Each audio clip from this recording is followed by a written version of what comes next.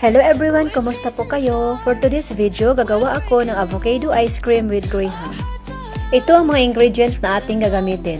Sa isang mixing bowl, paghalo-haloin natin ang mga ingredients gaya ng crushed graham, mashed avocado,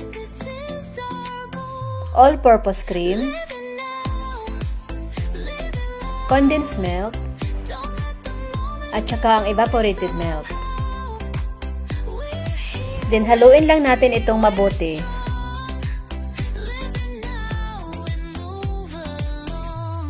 Sa ating jar na paglalagyan, lagyan natin ang bottom ng graham powder. Then, after nating malagyan ito, ilagay na natin ang ating ice cream mixture.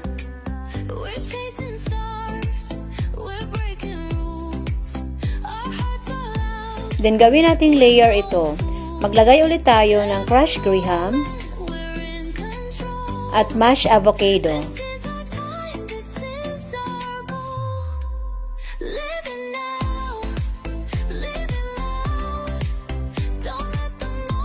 Then maglagay ulit tayo ng ating ice cream mixture.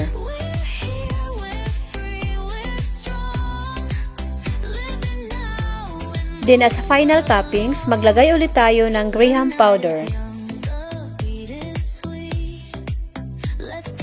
At ito na ang ating masarap na avocado ice cream with graham. Ilagay muna natin ito sa ref for 5 to 6 hours bago natin kainin. Subukan nyo rin pong gumawa nito. Madali lang at simpleng gawin kahit wala tayong ice cream maker.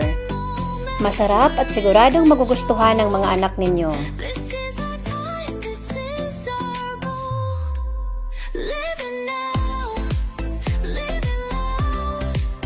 And after 6 hours, ito na, tikman na natin ang ating masarap na avocado with graham ice cream.